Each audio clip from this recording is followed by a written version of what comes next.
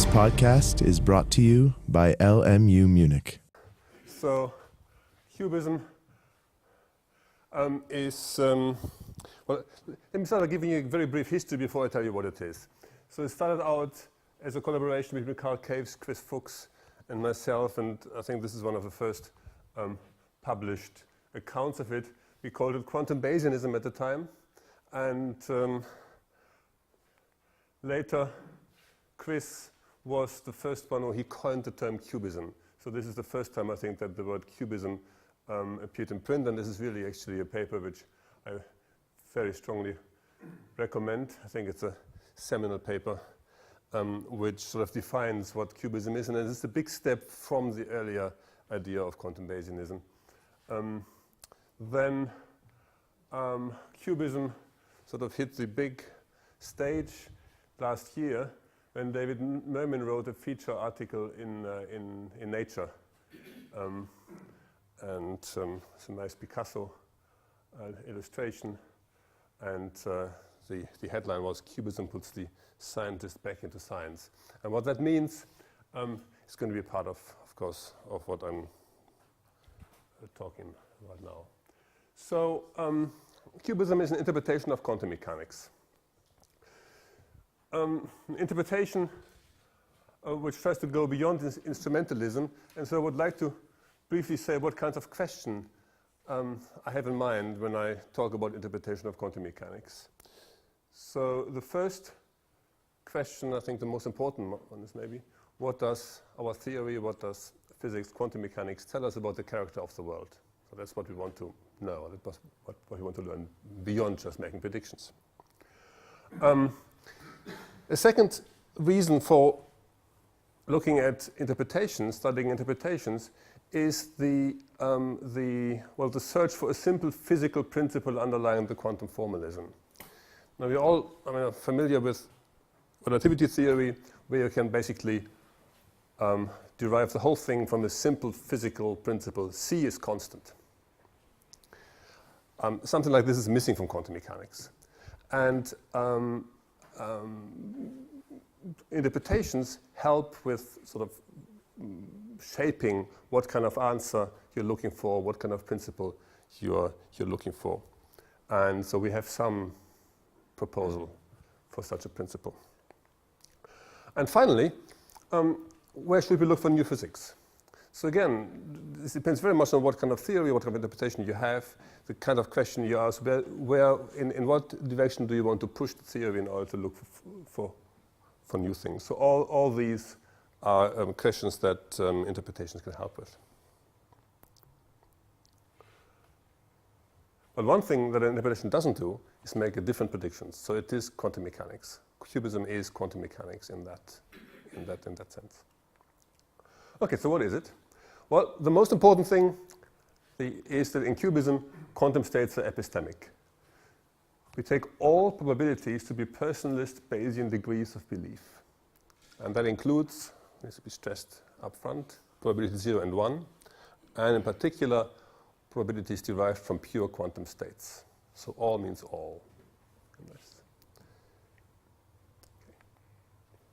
So if there's true for probabilities, then you can immediately make a statement about quantum states directly. So since quantum states determine probabilities through the Born rule, and probabilities are personal judgment of the agent who assigns them, according to the personalist Bayesian interpretation, well, we immediately can conclude that the quantum state is also a personal judgment of the agent who assigns it. So that is so personalist Bayesian probability is one possible way into QBism, one starting point. So let me say something more about epistemic quantum states. They have been discussed quite extensively in the last few years, partially due to the efforts of Rob Speckens, and then later the PBR theorem, Pussy, Barrett, and Rudolph, who gave arguments, well, for why of conditions under which quantum states cannot be interpreted in an epistemic way. So let me briefly introduce what Herring and Speckens called an ontological model. So I'm going to use their formulation and their formalism for that. It's a very simple idea. And in an ontological model, the properties of a physical system are completely specified by what Speckens calls the ontic state lambda. So, and in particular, if you make a measurement, any measurement, then the probability of the measurement outcomes, and we're using quantum information here, we're just labeling them by just integers k. The probability of outcome k is determined by that ontic state. That's the idea of an ontological model, and it is a very, very general idea in a way, and this is what they meant it to be. You could call it basically a realist model. Okay, now Speckens introduced or Harrigan Speckens some terminology here. They called an ontological model psi-ontic if lambda determines psi. So the wave function in the psi-ontic ontological model, the wave function is determined by the ontological variable lambda, by the ontic variable, by the ontic state lambda. The model is psi-epistemic if it is not psi-ontic. So and one way of saying clearly what psi-epistemic means is that if you have a given ontic state lambda, then there are two different quantum state psi compatible with that ontic state. That's a different way of defining what it means for an ontological model to be psi-epistemic. And then finally, it's called psi-complete if lambda is psi. So if psi is a complete specification of the physical system in that sense. Speckens also contributed his rather famous toy model, and that is really remarkable in the way in which the toy model was meant to be a psi-epistemic model. And he explained in there how assuming psi is epistemic explains a long list of quantum phenomena. No cloning, teleportation, steering, all these things basically become evident, not puzzling at all anymore if you take psi to be epistemic. So that's one strong motivation for studying psi-epistemic ontological models. Now, there are all kinds of results about epistemic quantum states. And remarkably, the first one, very clear result on this is by Einstein. In 1927, Solvay conference, Einstein showed that if you assume an ontological model, he called this elements of physical reality, and no spooky action at a distance, and locality, which again was, of course, for Einstein a key principle, then this implies immediately that quantum theory cannot be psi-complete. So psi cannot be a complete specification of a physical system. So basically, he saw this immediately, just a year after quantum mechanics was published. Einstein refined the argument 8 years later, in 1935, in a letter to Schrödinger. And I say not EPR here, because really what's in the letter to Schrödinger is completely different from the EPR argument. So it's really important to distinguish Einstein's position in that letter from the EPR position that Einstein distanced himself from, because it wasn't written by him, the paper. And so it's an interesting topic in itself, to what degree the EPR paper represents Einstein's views. Anyway, this is the 1935 letter to Schrödinger, and it simply shows that assuming lambda, ontological model, and locality implies that psi must be epistemic. Now, Harrigan and Speckens have a very nice, and I mean, their paper is actually very nice because it really teases these things out very clearly. And they claim, and I think plausibly, that this point was missed and really people were confused about it for a very long time because Einstein messes up his own write-up.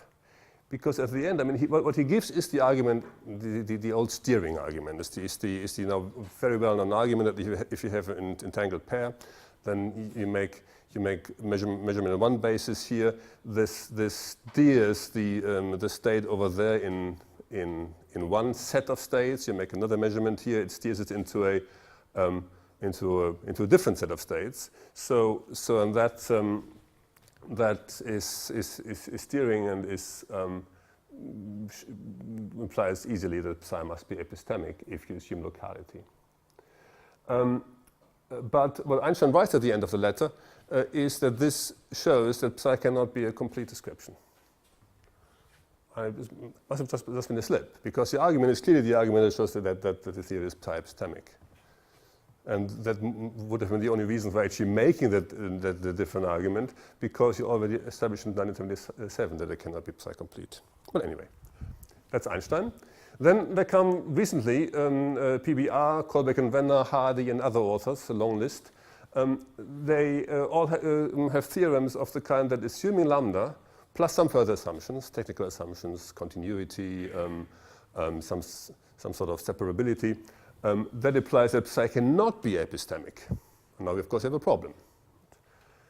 And of course these two together show that assuming lambda and locality and further assumptions gives you a contradiction.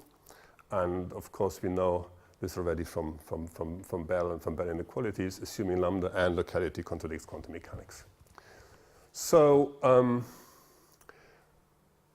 realist theories usually abandon locality in some way.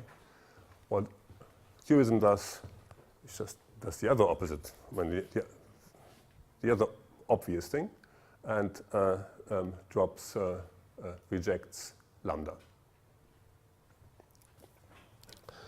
So QBism rejects I mean, just tries to develop an alternative to ontological models. In another letter, no, this is a letter by Schrödinger this time to Sommerfeld. He basically shows something which one could already call a QBist position here. He writes, one can only help oneself to something like the following emergency decree. Quantum mechanics forbids statements about what really exists, the lambda. Statements about the object. It deals only with the object-subject relation.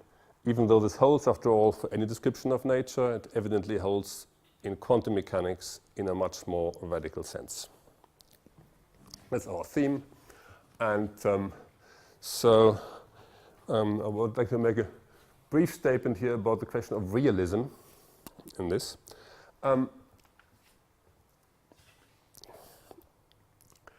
There is a nice quote by John Dewey in one of his essays. It says the following: all labels are, of course, obnoxious and misleading. We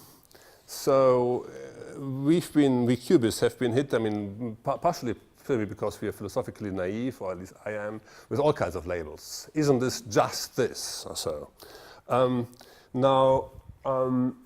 The assumption of an ontological model is often given the label realism. I think it's very widespread. You call this realism. That, of course, would then imply that the position that rejects the idea of a lambda is anti-realist or non-realist. Now, that is a misleading label. I mean, label QBism non-realist because QBism attempts to make true statements about the world. These statements just don't take the form of a lambda. So it's not a helpful label.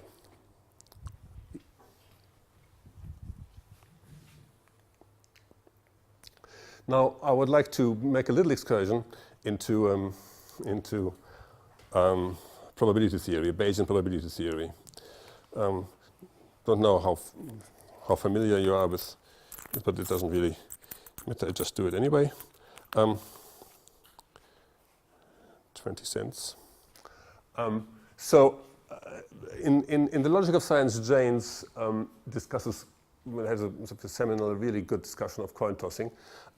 So I would like to just toss this coin a number of times, and let's do this here. Heads. Heads. Heads. Heads. Heads. Okay, the point I'm trying to make. Oh, this is a fair coin, right? I mean, you can look at it. It doesn't have two heads or so. So I mean, clearly, the probability of 1/2, which you would normally write down for a fair coin, is not the property of this device here, of the coin. It also depends on how I flip it, or how I report the result. It's also not a joint property of the coin and the coin tossing mechanism, certainly not in classical physics, because if you specify exactly how the coin is flipped, you get the same result each time. So what you have to do, I mean, if you want to really give a physical description of the whole thing, you have to start with the probability distribution of the initial conditions, or of the sort of distribution of the molecules in the gas that hit the coin or whatever. So probability assignments start from prior probabilities. And so this is, this is, of course, a standard thing to observe in Bayesianism. Personalist Bayesian probability is a venerable and actually very, very, very much used, practically used approach. Was pioneered by De Finetti, Ramsey, and more recently by Savage and Jeffrey. And probability in this approach is a number assigned by an agent, that's a user of the theory, to an event to quantify the strength of his or her belief that the event will happen. It's as general as that. So probability theory in this approach is always tied to an agent and has to do with an action. This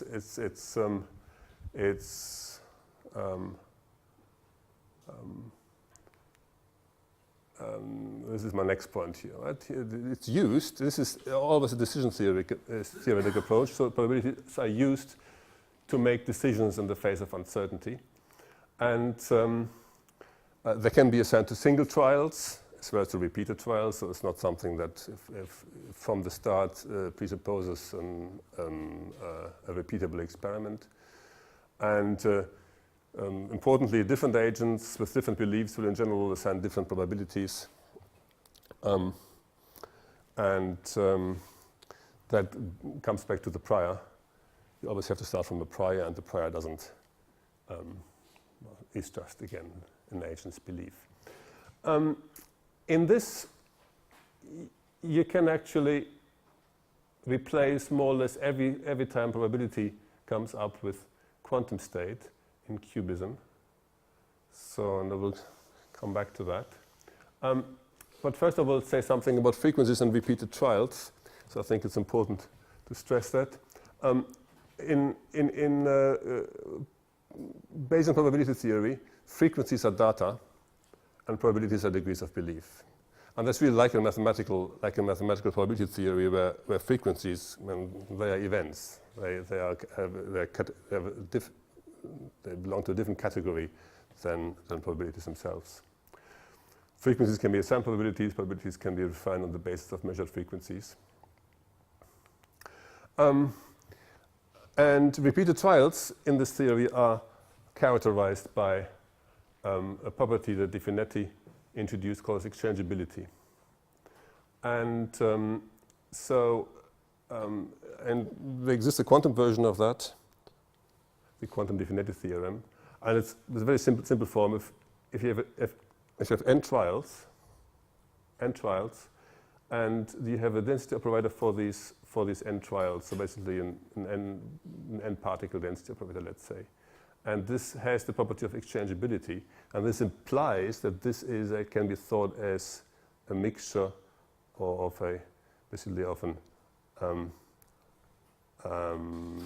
distribution for an unknown quantum state n times repeated. So basically, this allows you to characterize repeated trials from within the theory, from within other probability theory or quantum hot tip theory. And finally, I would like to, in terms of probability theory, I would like to give you the standard Dutch book way of deriving the probability calculus from the idea of decision theory. And it's a very simple betting scenario I'm going to present you here. So you have 3 horses and a bookie, bookmaker, who offers these odds on, I'm still not good at this here, different keys. Okay, so even odds 1 to 2, 1 to 3 on horses 1, 2, and 3. And so, given these odds, I decide to bet these amounts. So I make a compound bet, a hedge. I bet $120 on the first horse, 80 on the second, and 60 on the third. So my total amount bet is $260. Okay, now let's look at the cases here. If the first horse wins, the payout is $240. So overall, I lose $20. The second horse wins. The payout is 3 times that, so 240. So I lose $20 because I paid 260.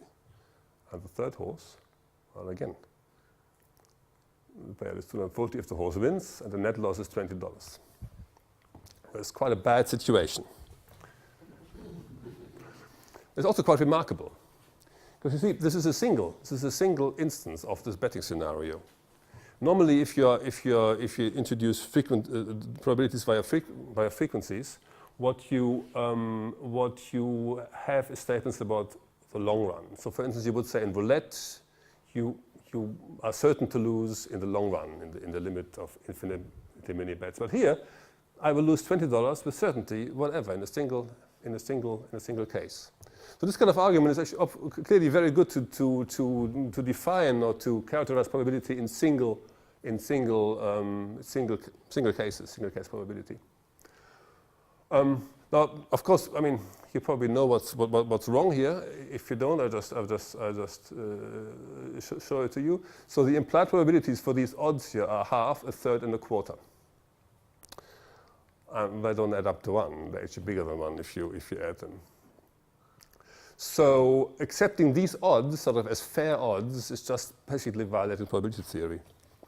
And that argument can be generalized in a beautiful way. Let's just introduce the idea of Dutch book coherence.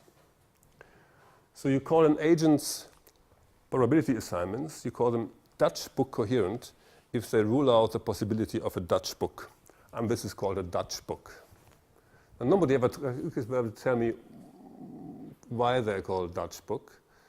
Dutch people say, well, they probably are loath to losing money, but this, of course, is worse. The Dutch bookie only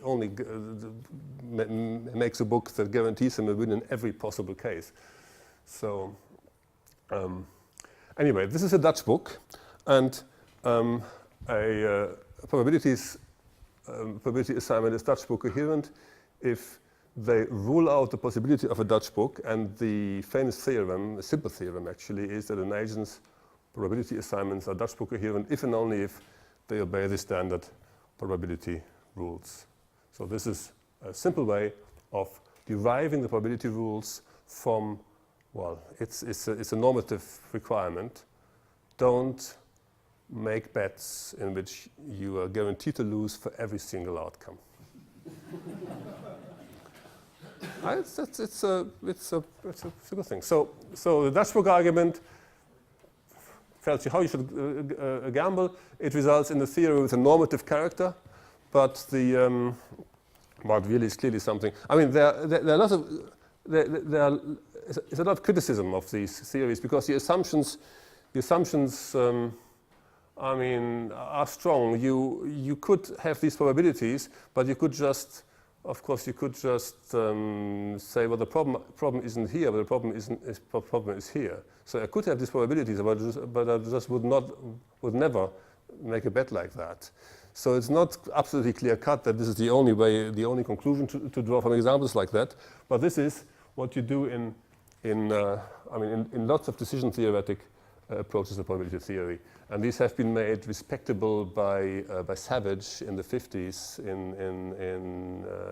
in economics, who but these decision theoretic axiomatic systems people developed in the last 50 years, they are essentially similar to the Dashbook argument like this.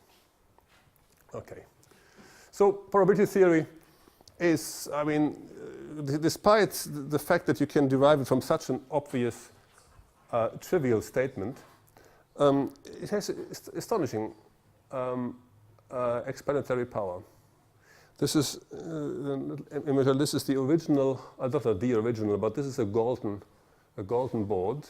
You see the little this is short, and a little nails here, and there is a normal distribution down here, if you can see it. And this is a gadget that Galton built himself and is now stored at University College London in a collection. And so the kind of, I mean, what probability theory gives you here, without any input from physics, well, let's believe, I mean, let's assume you have a prior belief, a prior probability about each of these nails, so that you have a probability 1/2, 1/2 that the little ball goes this way or that way. Then from that belief alone, it follows that you should expect a sort of a normal distribution shape down here. There's no physics in there, no nothing. It's just about Dashbook coherence, really. So believing the 50-50 chance probabilities here and not believing that would be Dashbook incoherent, and you could be Dashbooked if you believe that. So in this sense, the simple normative principle has a lot of explanatory power. And what I'm going to develop is the idea that quantum mechanics is like probability theory. Like probability theory, it does not give a mechanism for any particular outcome, unless actually there is some connection with the Boop and Piotrowski ideas that were discussed in the last talk. But it gives a formalism connecting probabilities. So like probability theory doesn't tell you how to choose your prior. It only tells you how your probabilities should hang together, namely so that the set of probabilities you write down obeys the probability calculus. Similarly, I will argue that quantum mechanics just provides a formalism to connect probabilities.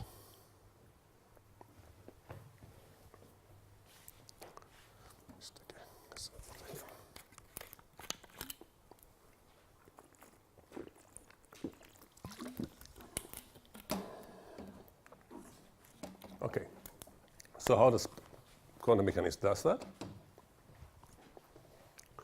Well, here's the Born rule in the most general form. There are probabilities here, but there are non-probability objects here. A POVM element, so a measurement is described by a POVM. They're all positive semi-definite matrices, and they sum to 1. You assume finite Hilbert space dimension. We assume M outcomes here. So what I would like to do is just transform this into a formula only involving probabilities, and for that I will introduce the idea of a minimal informationally complete POVM, or IC POVM. So if you have a POVM with d squared elements, the square of the dimension of Hilbert space, is such that they span the space of operators, which I have a chance of doing because it's a d squared dimensional linear space. Then this is called an informationally complete POVM, and also minimal because d squared is the minimum number of elements such an IC POVM can possibly have. And so if you now take an arbitrary density operator rho and some IC POVM fk, and define these probabilities via the Born rule like that, then the vector of d squared probabilities determines rho uniquely. So basically you can just, instead of the quantum state, then is just a vector of probabilities in that representation for any IC POVM. And minimal IC POVMs exist for any dimension d greater than or equal to 2. Here's an example in dimension 2, just 4 tetrahedral states on the Bloch sphere. And I just, to just give you a construction that we came up with in our paper on the quantum definity theorem. It's a very simple construction. You can, well, it's not that simple, but it's transparent. You take any orthonormal basis, like this. You then construct d-squared states like this. So you take the basis states themselves, you take their sums, and you take sort of their sums with the complex phase, I in there, and you can easily see the d-squared of them. And then you define the d-squared projectors on these states. You add all the projectors to define a invertible matrix G, and then these operators EI or E alpha. So you take G to the minus 1/2 pi alpha, G to the minus 1/2. They form an IC-POVM. And what's more, it's also minimal, of course, a d-squared, but it's also rank 1 in the sense that each of these E alphas is actually proportional to a one-dimensional projector. That will be a useful property in what follows. So they exist in all dimensions. Okay. Now here's my subject-object relation quote by Schrödinger again. So I would like to formulate or view the Born rule as an object-subject relation. And here what I mean by that is I want to view it as a formula entirely about an agent's personalist probabilities about measurement outcomes. So here is the Born rule. And here's sort of a pictorial representation of what happens. I have a quantum state, that's rho here, and I have a POVM with m outcomes here, and I have the probabilities Q of j. Now, how do I transform this into something involving only probabilities? Well, I introduce a fiducial or reference measurement here, and this is my IC-POVM. So if I make this measurement on my quantum state and the probability is P of I,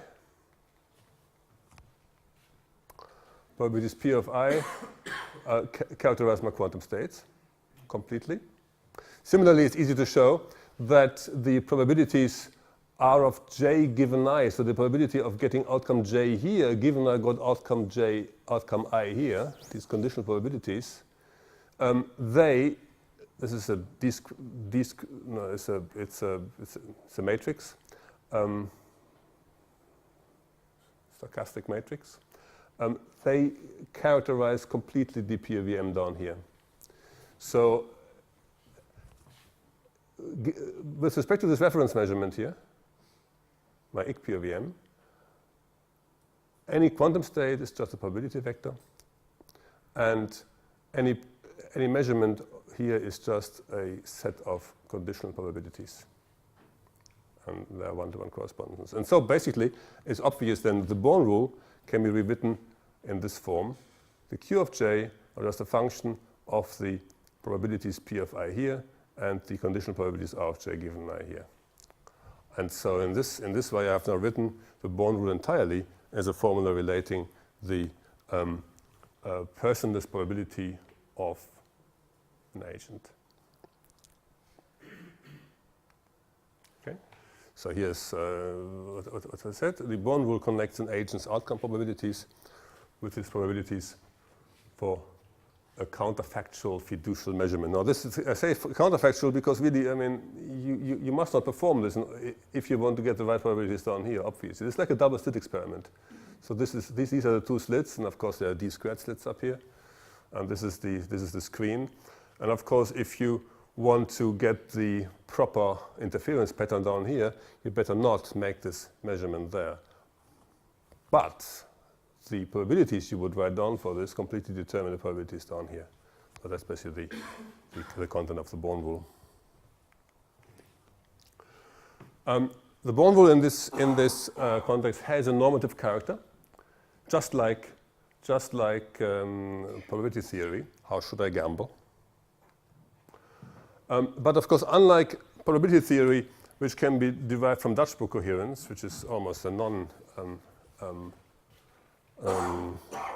requirement, the Born rule is empirical. It's a statement of the character of the world. And of course, we know it is one with absolutely incredible, far-reaching and precise consequences. So which bit was the object and which bit was the subject in that rewriting? Okay. The object is the piece of the world I'm acting on, and the subject and I is the agent.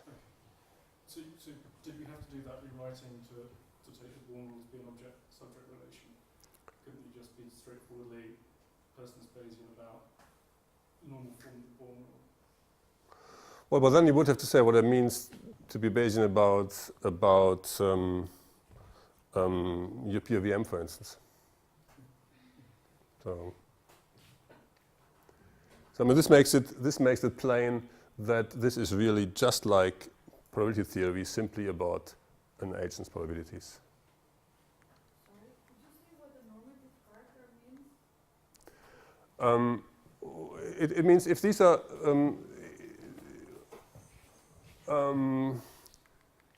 let's see. It basically means it tells me. Well, I say it, yes. Sorry, I was reading off. How should I gamble? If the probabilities are not about some underlying reality, they are not probabilities of the value of some lambda, but they are probabilities of the outcomes I expect.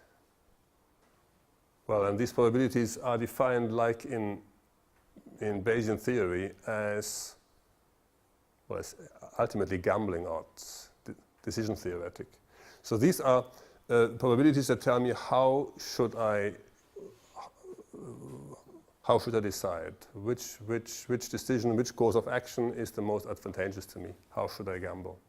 And the should, and that's normative. They don't describe anything. They don't describe any real set of affairs. They are they tell me how to decide, how to make decisions. In that sense. Let's see how I'm doing with time. Okay. Now, this morning, the talk I missed introduced Seeks already, I believe. So I will do this briefly. Symmetric POVMs. Actually, there is a very nice version of them. So if you have these squared states, and now these are actually not basis states, they're just normalized because there are too many of them in d dimensions. But let's assume you could have d squared states such that whenever you take two different ones, the inner product is equal to actually their modulus signs missing there. This should be the modulus of the inner product. So if they all have the same inner product, apart from a phase, then one says that these operators here, the projectors scaled by 1 over d, they form a sig POVM or seek. It's easy to see that they form a POVM, and it's a very symmetric POVM. This is why it's called a symmetric informationally complete POVM or sig POVM or seek. And well, they have been proved to exist in these dimensions. There's strong numerical evidence that they exist for d less than 120, and they are actually a very intriguing and interesting mathematical problem. And I think research is only picking up on the seek existence problem at the moment. So here's an example in d equal to 3. There are 9 states here. They should be normalized by 1 over square root of 2, of course. And if you take the projector, so pairwise, they all have the same inner product, apart from a phase. So they form a seek. Then the tetrahedral states on a Bloch sphere also do. But for bigger dimensions, it's actually very, very, very hard. Even dimension 4, they look horrible. And very few people have any intuition on this problem. But there is a really neat conjecture about them due to Zauner in the 90s, a PhD thesis, I think in Vienna. Who conjectured that in any dimension there exists a vector, let's call it E00, such that if you shift it by x to the j and z to the k, sort of d squared times, then these shifted vectors form a seq. And the x and z, they are the generators of the Weyl-Heisenberg group. So in dimension 3, there would be these two operators here.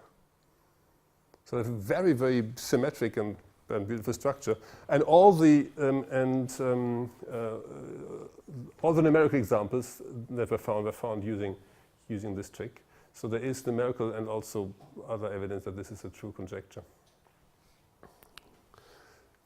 But let me just skip it. So now we can represent quantum state rho as a probability vector with respect to a seq. And so let me just skip over this fact here. You can then, in that seq representation, there are all kinds of nice ways to characterize quantum state space, which are only possible in that representation. But I would like to move on to my double slit experiment, my double slit picture again. I mean, of course, we know that quantum mechanics is not classical. So if there is no fiducial measurement here that gives us the law of total probabilities, you never just add up probabilities over your paths here. So this doesn't hold. This is a law of total probability, and this does not hold in the situation in general.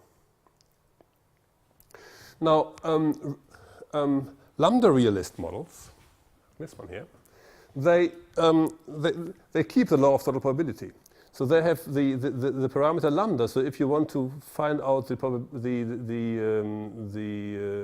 probability of a measurement outcome, you actually can do this by summing over the ontic variables lambda. That's true in any lambda realist model. It's very general. And that, of course, means you have to just drop all this part of the story, because you cannot find this lambda by measurement. Because if you could, you would violate quantum mechanics. So this is how lambda realist models are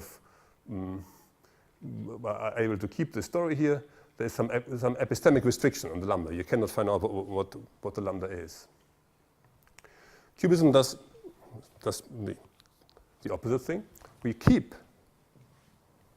the measurement, and then if you work in the seq representation, so if you represent everything, if this measurement is a seq, which of course assumes that they exist,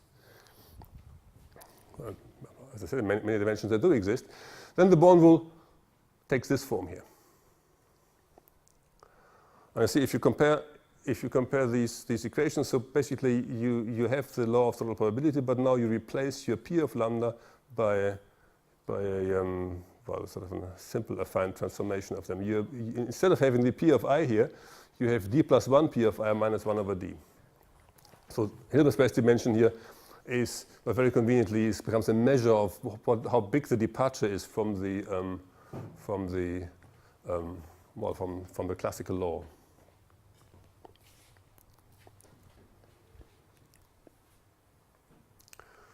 Okay, so I would like to link this to another quote by Schrödinger in Nature and the Greeks, a really very nice essay, one of the things he wrote. He writes, "The scientist subconsciously, almost inadvertently, simplifies his problem of understanding nature by disregarding or cutting out of the picture to be constructed himself, his own personality, the subject of cognizance." So in the essay, he calls this a 2,000-year-old. Not sure if this is his word. So anyway, he links this back to the Greek scientist, who in a sense were the first lambda realists. So this was an extremely powerful and successful way of thinking, to just take out the scientist, subject out of the story, and just talk and just sort of try to map the world on some objective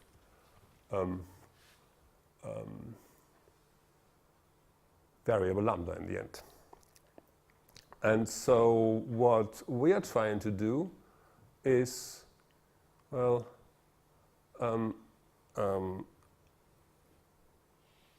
undo that Greek maneuver. So here's my suggestion for a fundamental physical principle. The Born rule, so this formula, this idea here now relies on the existence of seeks.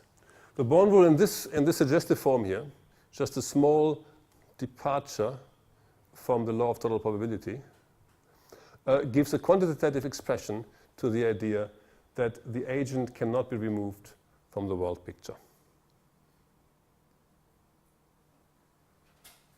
That's the idea, and there's of course there's a lot of. I mean, this is mostly program.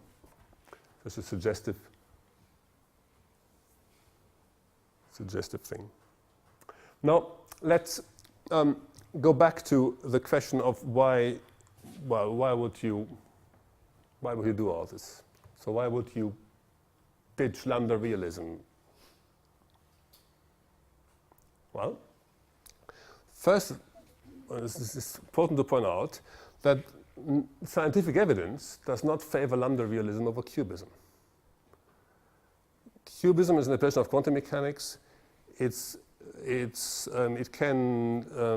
All the extremely impressive, extremely precise predictions of quantum mechanics, all the successes of the theory, they confirm QBism as much as any other interpretation.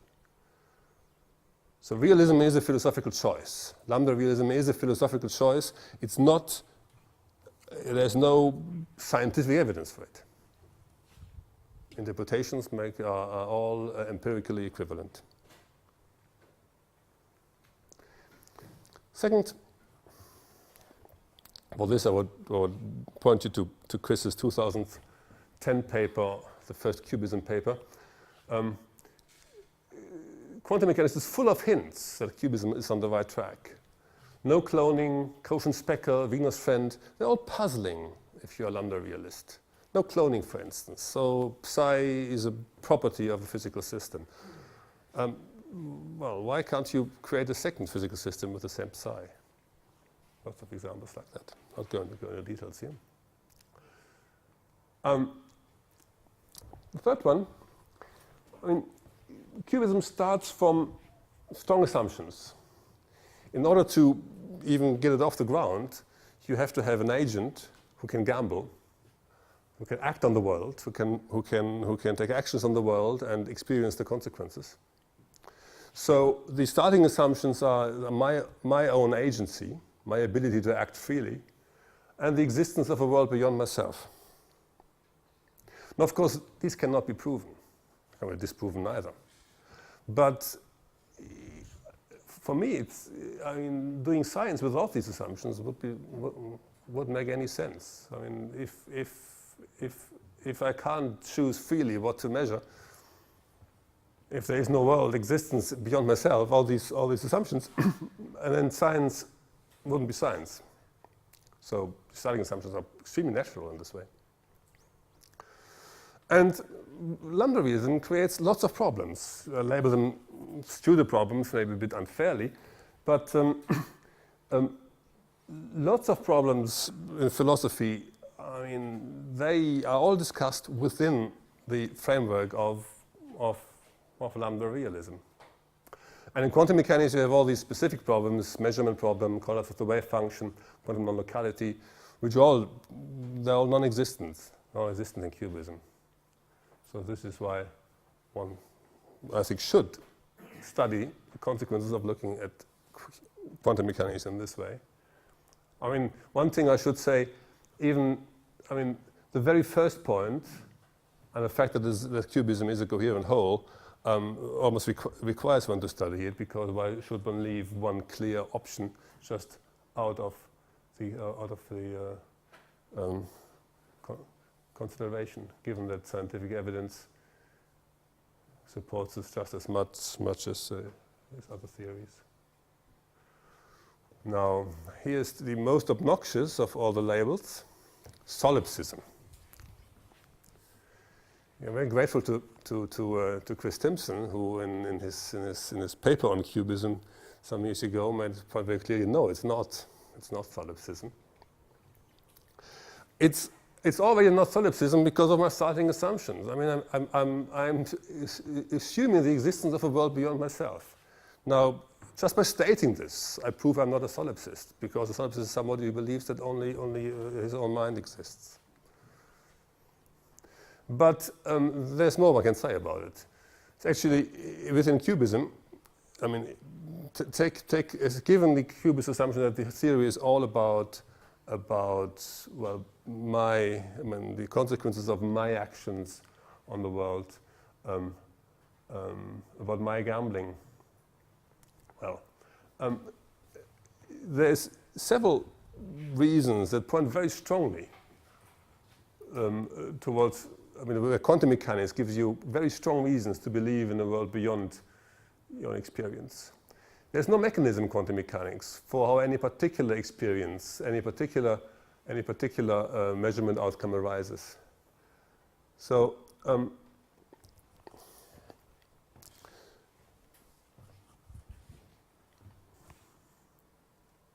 so my theory cannot penetrate inside the systems because, well, it's random.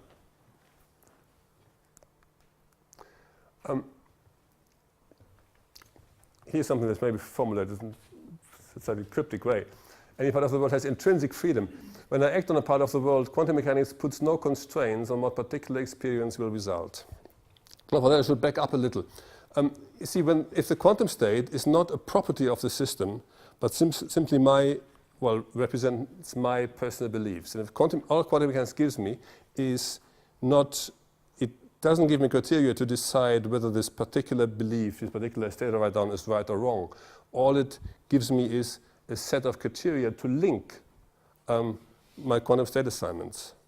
So it tells me, well, if I believe this about say the apparatus, then I must believe this about my particle, things like that. It links together quantum state assignments, but it doesn't tell you whether a given particular one is right or wrong. So the quantum states that I write down, they're not properties of the world. Therefore, the quantum state I write down surely doesn't constrain my quantum system to do anything in particular. So again, I could never, as a QBist, confuse my own quantum state with the real thing out there. So I would never be tempted by solipsism. And furthermore, in quantum mechanics, whenever you make a measurement, well, there is some concrete sense in which the world changes, because my expectations of my future experiences change in an unpredictable way. So there are all kinds of hints that there is a world out there, even if the objects of my theory don't refer to it directly. Okay, and here's another. There's not an ism actually, so it's not such a. I wouldn't say this is a obnoxious label. So QBism is not Copenhagen. There are lots of crucial differences. In the Copenhagen interpretation, a measurement outcome is a classical pointer reading. It's something that's out there for anybody to look at. In QBism, a measurement outcome is an agent's experience.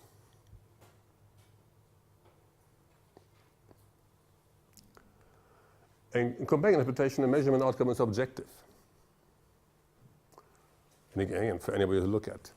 In QBism, it's personal to the agent. And in Copenhagen interpretation, well, you have a split between a classical macro world and a quantum micro world, and the shift not well defined, not necessarily, difficult to define. Whereas in QBism, we have the split between the agent's internal experience and the world external to the agent. Strong differences. To go back to the measurement, I mean, in the Copenhagen interpretation, we've seen this quote already. It's in principle impossible to formulate the basic concepts of quantum mechanics without using classical mechanics. Secondly, by measurement in quantum mechanics, we understand any process of interaction between classical and quantum objects occurring apart from and independently of any observer. Now, this is, of course, only one version of the many Copenhagen interpretations, but it's certainly as far as possible from QBism, where a measurement is an action on the world by an agent that results in the creation of an outcome, and the outcome is a new experience for the agent. And the last big difference, sorry to mention, is that, as I said at the beginning of the talk, probability 1 judgments or assignments are not different in principle from any others. They're also judgment. Here's how this works in the decision theoretic picture. Let's say Alice is certain that horse 1 will win, so she writes down this equal to 1. But all this means in the definition is that she is willing to pay $100 for a ticket that pays $100 if horse 1 wins. So in decision theoretic terms, this is exactly the meaning of this statement here. So it does not mean that there is any objective feature of the world that guarantees that horse 1 wins. And so QBism rejects, therefore, very clearly the EPR criterion of reality, which says, well, you probably all know it, if without in any way disturbing a system, we can predict with certainty the value of a physical quantity, then there exists an element of physical reality corresponding to this physical quantity. Okay, and I've got 1 minute for Wigner's friend. That maybe is maybe the most fundamental reason for looking at QBism rather than some version of the Copenhagen interpretation. Wigner's friend makes a measurement in a closed lab and experiences an outcome. Now, Wigner is outside the lab, doesn't experience an outcome, and let's say he writes down an entangled state. Now, for a QBist, there's absolutely no puzzlement or no problem here, because the friend's measurement outcome is personal to the friend. The friend's state is personal to himself. So therefore, the starting idea of QBism is that there's no necessary relation between these. Whereas if you assume that the measurement outcome is an objective feature of the world, is objective for anybody to look at, like in the Copenhagen, I think in basically any version of the Copenhagen interpretation, you create a paradox. Because either Wigner's friend, the Wigner's friend's outcome is objectively there, in which case Wigner is inconsistent, because he shouldn't have written down an entangled state. Or the Wigner's friend's outcome doesn't exist, isn't objectively there, in which case Wigner's friend is hallucinating. This is where you have the paradox. And that's how Copenhagen and QBism maybe differ. So basically, this is something that David Mermin said. Wigner's friend is not just sort of a paradox, or it's not just resolved by QBism. You could almost say it's constitutive. It's constitutive for QBism. Okay, and that's the end of my talk. Thank you.